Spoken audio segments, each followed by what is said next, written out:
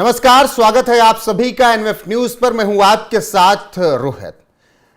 25 दिसंबर को जब आप जिंगल बेल कर रहे थे, अपने बच्चों को पहनाकर पोशाक संता बना रहे थे, तब आपके पीठ पीछे एक बहुत बड़ी साजिश रची जा रही थी। देश के अलग अलग हिस्सों में, खासकर के उत्तर प्रदेश में योगी आदित्यनाथ की नाक के नीचे धर्मांतरण कराया जा रहा था।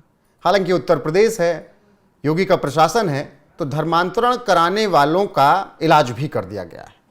लेकिन यहां पर यह समझने की कोशिश करेंगे कि जो क्रिसमस के दिन खूब वायरल भी था, स्टेटस भी खूब लगे कि 80% होकर तुम अपने बच्चों को जोकर बना देते हो, वो 2% होकर भी जय श्री राम नहीं बोलते हैं और वो धर्मांतरण कराते हैं चावल का लालच देकर।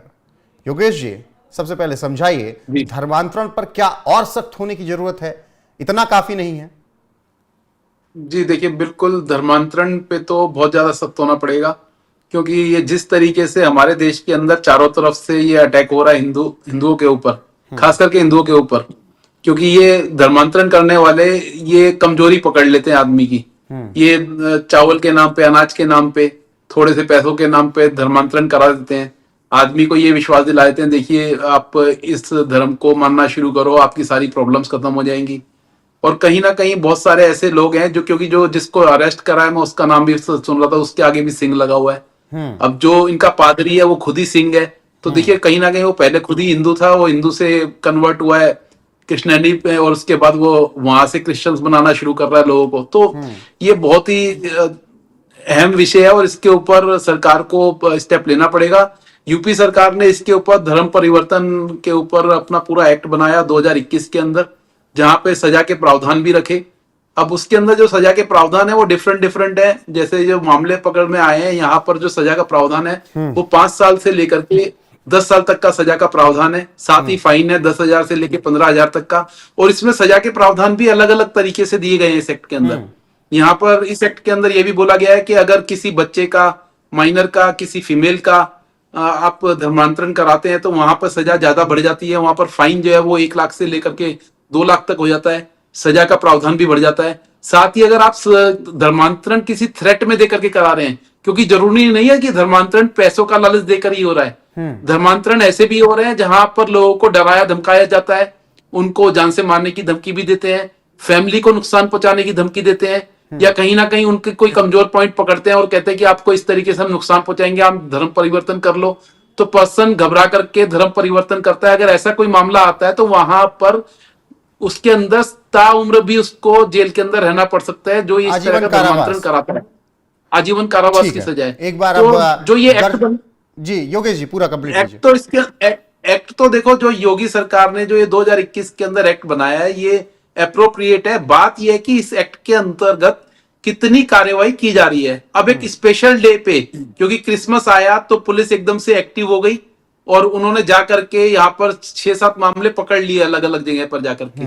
तो क्या ये स्पेशल डे पे ही धर्मांतरण हो रहा है? ऐसा तो नहीं है कि एक क्रिसमस डे वाले दिन ही इसको धर्म परिवर्तन कराया जा रहा है।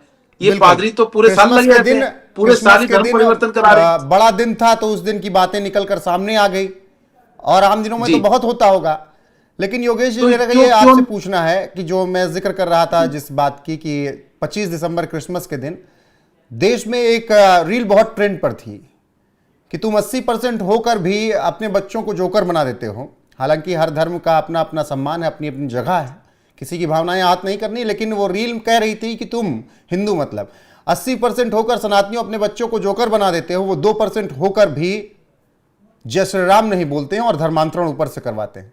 इससे आप ताल्लुक रखते हैं, सही मानते हैं? बिल्कुल इस बात में बिल्कुल दम है। देखिए रोहित जी, अब हमारे देश में क्या हो रहा है, जब दिवाली आती है तो लोगों को ना तो बाजार उस तरीके से चल रहे हैं, ना ही उस तरीके से दिवाली के पर्व को मनाया जा रहा है। लेकिन पता नहीं क्या होता है, क्रिसमस डे आ रहा है, लोगों को पता नहीं क्या हो गया है, इंडिया से निकल के ये विदेश में जा रहे हैं क्रिसमस डे मनाने। बहुत सारे ऐसे मेरे खुद के जानकार हैं जो इंडिया से बाहर चले गए हैं क्रिसमस डे मनाने। तो ये जो जिसने भी ये वाकया बोला है, बिल्कुल ठीक है कि आप अपनी ही चीजों को नहीं पहचान रहे हो। ऐसे भी पोस्ट आए जहां पर लोगों ने बोला क्रिसमस डे मत बनाओ, तुलसी पूजन करो, ये हमारे तुलसी पूजन के रूप में मनाया जाना चाहिए 25 दिसंबर। ठीक है, हम हर धर्म के त्योहारों के ऊपर हम अपना ताल्लुक रखते हैं कि ठीक है ये होने चाहिए, लेकिन आप अगर हिंदू हैं, हिंदू पहले हिंदू धर्म के अनुसार जो हमारे त्योहार हैं उनको तो मनाएंगे नहीं, लेकिन स्पेशल डे की तरीके से 25 दिसंबर को देख रहे हो, तभी तो धर्म परिवर्तन करने वालों की हिम्मत बढ़ती है। वो देख रहे हैं कि यहाँ पर लोगों का रुझान इस तरह के त्योहारों में बढ़ रहा है, तो ठीक है, वो लोगों को अप्रोच करेंगे, धर्म परिवर्तन कराएंगे। अगर हम दिखा देंगे कि हमें इन चीजों में कोई इंटरेस्ट नहीं है, और अगर ये इंटरेस्ट उनके सामने पहुंचेगा तो हो सकता है वो अप्रोच ही ना करें। और देखिए, ये बात बिल्कुल ठीक है, आज की डेट में भी हम इतनी बड़ी जनसंख्या होने के बावजूद भी इनके इस त्योहारों के ऊपर जाते हैं, एक दूसरे को विश करते हैं, ठीक है, इससे कोई समस्या नहीं है। लेकिन क्या ये लोग हमारे त्योहारों पे आकर के इतनी अपनी आस्था दिखाएंगे? बिल्कुल। क्या यहाँ पर क्या वो आस्था योगेश जी, इनके मैं अंदर है? एक लेखक का जिक्र करूंगा, हरिंदर सिक्का जी का।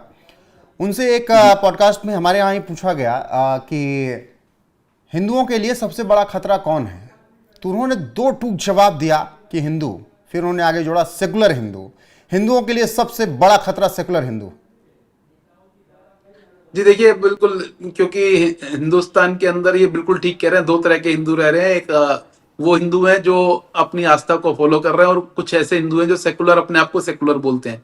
और मैं बार बार बोलता हूं, ये कुछ नहीं होता, या तो हिंदू है या नहीं है, एक ही चीज होनी चाहिए। ये दो कैटेगरी बना करके पूरे देश को बांटा जा रहा है। और ये सेकुलर हिंदू बार बार ये बात बोल करके कि कोई फर्क नहीं पड़ता है, कोई फर्क नहीं पड़ता है, आज हमारे देश को ऐसे मोड़ पे ले आए हैं जहां पर अब इस तरह की एक्टिविटीज को रात दिन चलाया जा रहा है, और हमारे देश के अंदर एक बड़े लेवल पे धर्म पर परिवर्तन हो रहा है। बिल्कुल। तो अगर बता देते उसको हैं धर्म रोकना है परिवर्तन तो मेरी क्रिसमस वाले जिस दिन आप जिंगल बेल कर रहे थे, कहां कहां हो रहा था? सहारनपुर में धर्मांतरण कराया जा रहा था, जिसके आरोप में हंगामा हुआ, बवाल हुआ, और धर्मांतरण करवा रहे लोगों को पकड़ा गया। आरोप है कि मकान मालिक अपने बेटे के साथ मिलकर प्रलोभन देकर धर्मांतरण करवा रहा था। पुलिस ने मौके पर पहुंचकर दोनों को अच्छे से समझा बुझा दिया और मामला शांत कराया। इसके अलावा उत्तर प्रदेश के सीतापुर में भी धर्मांतरण का खेल चल रहा था, जहां पर एल्गिन सिंह को गिरफ्तार किया सीतापुर पुलिस ने। और इसके अलावा उन्नाव में क्रिसमस प्रार्थना सभा की आड़ में धर्मांतरण चल रहा था, 6 लोगों को वहां पर भी गिरफ्तार किया गया। ये उत्तर प्रदेश के 3 मामले हैं 25 दिसंबर के, जब मेरी क्रिसमस आप कर रहे थे तब। इसके अलावा ओडिशा में धर्मांतरण के प्रयास में 3 लोगों को पेड़ों से बांध दिया गया, और वहां पर भी धर्मांतरण का खेल चल रहा था। फिलहाल प्रार्थना सभा के नाम पर लोगों का धर्मांतरण कराने की लगातार कोशिश, पादरी समेत 10 गिरफ्तार, ओडिशा से लेकर उत्तर प्रदेश तक फैला मिशनरियों का ये जो जाल है, ये खतरनाक होता जा रहा है। यहां तक कि सीएम योगी आदित्यनाथ के नाक के नीचे अगर धर्मांतरण हो रहा है, जहां पर इतने सख्त कानून बना रखे हैं और इतने सख्त एक्शन लिए जाते हैं, तब तो इनका मन बहुत बड़ा है।